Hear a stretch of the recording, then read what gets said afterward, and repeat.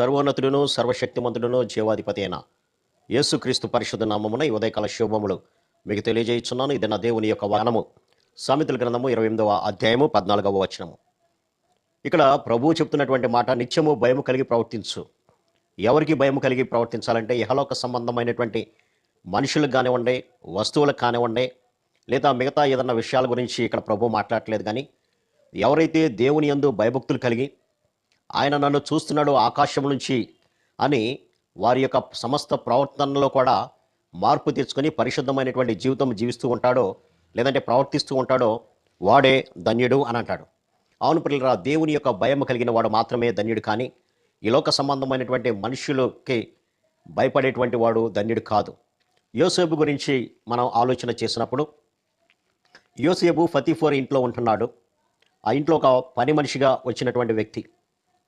అయితే ఫతీఫర్ యొక్క భార్య యోసేపు యొక్క అందాన్ని చూచి అతడి పట్ల ఆకర్షితురాలై నన్ను పొందుకో అని చెప్పి ఆయనను వెంబడిస్తూనే ఉంది ప్రియులారా.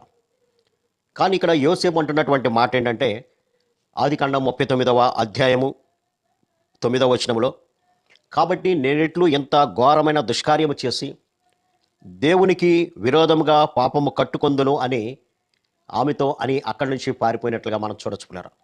కాబట్టి దేవుని యందు భయభక్తులు కలిగినటువంటి వాడు కాబట్టి పాపము చేయడానికి అతను ఇష్టపడలేదు. కానీ కష్టమైనా సరే, నష్టమైనా సరే ఆ పాపము నుంచి నేను పారిపోవాలి అనేటువంటి ఆలోచన కలిగినటువంటి వాడుగా మనకి ఇక్కడ కనపడుతున్నాడు. అందుకని ఇక్కడ అంటున్నటువంటి మాట, నేనెట్లు ఎంత ఘోరమైన దుష్కార్యము చేస్తాను, ఒకవేళ చేసి దేవునికి విరోధంగా నేను ఎట్లా పాపాన్ని మూటగట్టుకుంటాను అని అతడు అంటున్నటువంటి మాట పిల్లరా.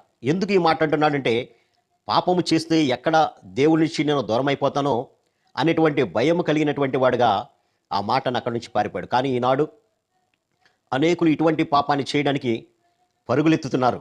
ఎక్కడ అవకాశం దొరుకుతుందా పాపము చేద్దామనేటువంటి ఆలోచనతో పరిగెత్తేవారే. కానీ అరే, దేవుడు నన్ను చూస్తున్నాడు, నేను చేసినటువంటి ప్రతి క్రియకు కూడా ఆయన తీర్పుని ఇవ్వడానికి రాబోతున్నాడు త్వరలోనేటువంటి సత్యాన్ని మర్చిపోయి వారికి ఇష్టం వచ్చినట్లుగా పాపం వెంబడి పరిగెత్తుతూ ఉన్నారు పిల్లలు.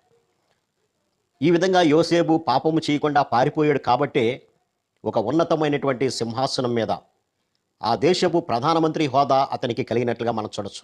అందుకని ఇక్కడ అంటున్నాడు, ధన్యుడు. ఒక బానిసగా కొనుపోబడినటువంటి యోసేపు దేవుని యందు భయము కలిగినటువంటి వాడుగా ఉండి పాపాన్ని అసహించుకోవడం ద్వారా అతడు ధన్యకరమైనటువంటి జీవితము అనగా ఆ దేశపు ప్రధానమంత్రి హోదాలో నివసించినట్లుగా మనం చూడొచ్చుకుంటారు. అదే ఆదికాండం 18వ అధ్యాయంలో చూసినట్లయితే సొదొమ గొమొర్రా గురించి ప్రభువు మాట్లాడుతున్నాడు. సొదొమ గొమొర్రా ప్రజలు దేవుని యందు భయము ఏమాత్రము కూడా లేనటువంటి వారుగా వారు ప్రవర్తించారు. అందుకనే 20వ వచనంలో మనం గమనించినప్పుడు, మరియు యెహోవా సొదొమ గొమొర్రాలను గూర్చిన మొర గొప్పది గనుక వాటి పాపము బహుభారమైనది. ఎంత భయంకరమైనటువంటి పాపములోనికి వారు వెళ్ళిపోయారంటే, తినుట, తాగుట, సుఖించుట, శరీర సంబంధమైనటువంటి జీవాన్ని వారు జీవించినట్లుగా మనం చూడవచ్చు. ఏమాత్రము కూడా దేవుని యొక్క భయము లేకుండా చిన్నపిల్లలు మొదలుకొని వృద్ధుల వరకు పాపము చేయడానికి పరిగెత్తినట్లుగా మనం చూడొచ్చుకున్నారా. అందుకని ఇక్కడ ప్రభు అంటున్నాడు, నా యొద్దకు వచ్చినటువంటి ఆ యొక్క పాప స్థితి సంపూర్ణం చేశారో లేదో చూచి దానిని నేను నాశనం చేయడానికి దిగి వచ్చి ఉన్నాను అని అబ్రహాంతో చెప్పినట్లుగా మనం చూడొచ్చు. కాబట్టి అక్కడ ఈ యోసేపు అయితే దేవుని భయం కలిగినటువంటి వాడిగా ప్రవర్తించాడు. ఈ సొదొమ గొమొర్రా ప్రజలైతే దేవుని యొక్క భయం ఏమాత్రము లేనటువంటి వారుగా చిన్నలు మొదలుకొని వృద్ధుల వరకు ప్రవర్తించబట్టి దేవుని యొక్క ఉగ్రత దాని మీదకి వచ్చి అగ్ని గంధకాల చేత ఆ పట్టణము నాశనం అయిపోయినట్లుగా మనం చూడొచ్చుకున్నారు. కాబట్టి మన జీవితాలు ఎలా ఉన్నాయో ఒకసారి పరిశీలన చేసుకుందాం. అందుకనే దేవుడు మాట్లాడుతున్నాడు, నిత్యము భయం కలిగి ప్రవర్తించువాడు ధన్యుడు. నీవు దేవునికి భయపడాలి, కానీ ఈలోక మనుషులు కానీ ఈలోక అధికారాలు కానీ నువ్వు భయపడాల్సినటువంటి పని లేదు పిల్లరా. నా దేవుడు నన్ను చూస్తున్నాడనేటువంటి ఆలోచన నీవు కలిగినటువంటి వాడుగా, అమ్మో నేను పాపం చేస్తానేమో, నా ప్రవర్తన ద్వారా, నా యొక్క మాటల ద్వారా, నా చూపుల ద్వారా నేను పాపం చేస్తానేమో అనేటువంటి భయము కలిగినటువంటి జీవితం మనం జీవించినప్పుడు మనల్ని కూడా ప్రభు ధన్యకరమైనటువంటి స్థితిలో ఉంచుతాడు. కాబట్టి ఈ వాక్య ధ్యానం ద్వారా మన హృదయాలను పరిశీలించుకుందాం. మనం ధన్యకరమైనటువంటి స్థితిలోకి వెళ్తున్నామా, లేదంటే నాశనకరమైనటువంటి స్థితిలోకి వెళ్తున్నామా ఆలోచన చేసి, ఒకవేళ తప్పు మార్గంలో ఉంటే సరి చేసుకుందాం, ప్రభువుని వెడదాం. అట్టి కృపా పరిశుద్ధాత్మ దేవుడు మనందరికీ దయచేయండి గాక. ఆమేన్. ప్రార్థన. సర్వశక్తుడా, ప్రేమ గల మా తండ్రి, మీరు ఇచ్చిన మాటలను బట్టి మీకు వందనాలు తండ్రి. మీ భయం కలిగి తన యొక్క ప్రవర్తన పరిశుద్ధంగా ఉంచుకున్నటువంటి యోసేపు ఉన్నతమైనటువంటి స్థితిలో ఉన్నాడు నాయన. సొదొమ గొమొర్రా ప్రజలైతే నాశనకరమైనటువంటి స్థితిలో ఉన్నారు నాయన.